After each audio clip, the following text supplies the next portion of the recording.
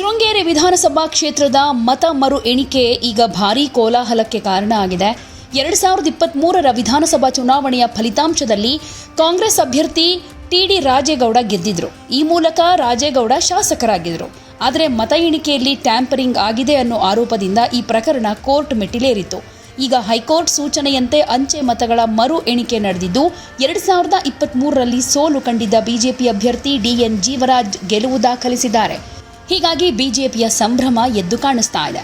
2023ರ ಇವಿಎಂನಲ್ಲಿ ಗೆದ್ರೂ 2026ರ ಅಂಚೆ ಮತದಾನದಲ್ಲಿ ಸೋಲು ಅನುಭವಿಸಿದ ಕಾಂಗ್ರೆಸ್ ಅಭ್ಯರ್ಥಿ ರಾಜೇಗೌಡ ಈಗ ಮರು ಎಣಿಕೆಯಲ್ಲಿ ಸೋಲು ಕಂಡಿದ್ದಾರೆ. ಇತ್ತ ಇವಿಎಂನಲ್ಲಿ ಸೋತು ಅಂಚೆ ಮತದಾನದ ಮೂಲಕ ಜೀವರಾಜ್ ಗೆಲುವು ದಾಖಲಿಸಿದ್ದಾರೆ. 2023ರ ಫಲಿತಾಂಶ ಇವಿಎಂನಲ್ಲಿ ಒಟ್ಟು ಮತಗಳು ಎಷ್ಟಿತ್ತು ಅಂದರೆ ಕಾಂಗ್ರೆಸ್ ಅಭ್ಯರ್ಥಿ ರಾಜೇಗೌಡಗೆ 58,602 ಮತಗಳು, ಡಿ.ಎನ್. ಜೀವರಾಜ್ ಪಡೆದ ಮತಗಳು 58,278. ಸೊ ಫಲಿತಾಂಶ ಇಲ್ಲಿ 324 ಮತಗಳ ಅಂತರದಿಂದ ರಾಜೇಗೌಡ ಗೆದ್ದಿದ್ರು.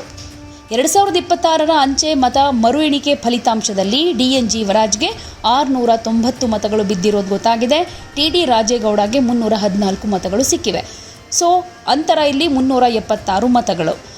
ಇಲ್ಲಿ ಬಿಜೆಪಿ ಅಭ್ಯರ್ಥಿ ಜೀವರಾಜ್ 52 ಮತಗಳ ಅಂತರದಿಂದ ಗೆದ್ದಿದ್ದಾರೆ. ಗೆಲುವಿನ ನಂತರ ಮಾತನಾಡಿರೋ ಡಿ.ಎನ್. ಜೀವರಾಜ್, ಕಳೆದ 3 ವರ್ಷಗಳಿಂದ ಹೋರಾಟ ಮಾಡ್ತಿದ್ವಿ, ಕೊನೆಗೂ ನ್ಯಾಯ ಸಿಕ್ಕಿದೆ.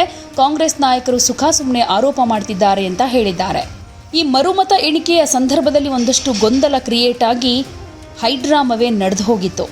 ಮರು ಅಂಚೆ ಮತ ಎಣಿಕೆಯಲ್ಲಿ ಕಾಂಗ್ರೆಸ್ ಶಾಸಕ ಟಿ.ಡಿ. ರಾಜೇಗೌಡ ಗೆಲುವು ಸಾಧಿಸಿದ್ದಾರೆ ಅನ್ನೋದು ಮೊದಲ ಹಂತದಲ್ಲಿ ಗೊತ್ತಾಗ್ತಾ ಇದ್ದ ಹಾಗೆ ಅಧಿಕೃತ ಘೋಷಣೆಯೊಂದೇ ಬಾಕಿ ಇದೆ ಅಂತ ಕಾಂಗ್ರೆಸ್ ಗೆಲುವು ಸಾಧಿಸಿರೋ ಹಿನ್ನೆಲೆಯಲ್ಲಿ ಆಗಲೇ ಸಂಭ್ರಮಾಚರಣೆಯನ್ನ ಮಾಡಿದ್ರು. ಇದರ ಬೆನ್ನಲ್ಲೇ ಬಿಜೆಪಿ ಕಾರ್ಯಕರ್ತರು ಗಂಭೀರ ಆರೋಪ ಮಾಡಿದ್ದು ಮತ್ತಷ್ಟು ಗೊಂದಲಕ್ಕೂ ಕೂಡ ಕಾರಣ ಆಯಿತು. 2023ರ ಅಂಚೆ ಮತಗಳಲ್ಲಿ ಗೊಂದಲ ಕಂಡು ಬಂದಿದ್ದರಿಂದ ಮರುಮತ ಎಣಿಕೆಗೆ ಹೈಕೋರ್ಟ್ ಆದೇಶ ಕೊಟ್ಟಿತ್ತು. ಸೊ ಮೊದಲ ಬಾರಿಯ ಮತ ಎಣಿಕೆ ವೇಳೆ ಕಾಂಗ್ರೆಸ್ ವಿಜಯ ಸಾಧಿಸಿದ್ದು, ಈ ವೇಳೆ ಗೊಂದಲ ಉಂಟಾಗಿದ್ದರಿಂದ ಮರುಮತ ಎಣಿಕೆ ಮಾಡಲಾಗಿದ್ದು, ಈ ವೇಳೆ ಅದು ಭಾರೀ ಹಿನ್ನಡೆಯನ್ನ ಅನುಭವಿಸೋ ಹಾಗಾಯಿತು. 2023ರ ಮೇ 13ರಂದು ನಡೆದಿದ್ದ ಮತ ಎಣಿಕೆ ವೇಳೆ ಸಿಂಧು ಅಂತ ಪರಿಗಣಿಸಲಾಗಿದ್ದ ಮತಗಳಲ್ಲಿ ಡಬಲ್ ಟಿಕ್ ಕಂಡು ಬಂದಿದ್ದು, ಈ ಕಾರಣದಿಂದ ಅವುಗಳನ್ನು ತಿರಸ್ಕೃತಗೊಳಿಸಲಾಗಿದೆ. ಹೀಗಾಗಿ ಕಾಂಗ್ರೆಸ್ ಶಾಸಕ ರಾಜೇಗೌಡ ಭಾರೀ ಹಿನ್ನಡೆಯನ್ನ ಅನುಭವಿಸಬೇಕಾಯಿತು.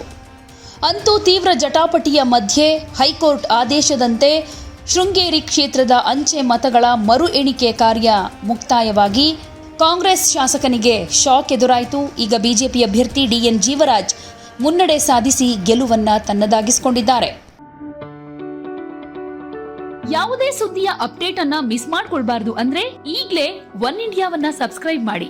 ನಿಮಗೆ ಬೇಕಾದ ಭಾಷೆಯಲ್ಲಿ ಎಲ್ಲಾ ಸುದ್ದಿ ತಿಳಿಬೇಕು ಅಂದ್ರೆ ಒನ್ ಇಂಡಿಯಾ ಆಪ್ ಅನ್ನ ಡೌನ್ಲೋಡ್ ಮಾಡ್ಕೊಳ್ಳಿ.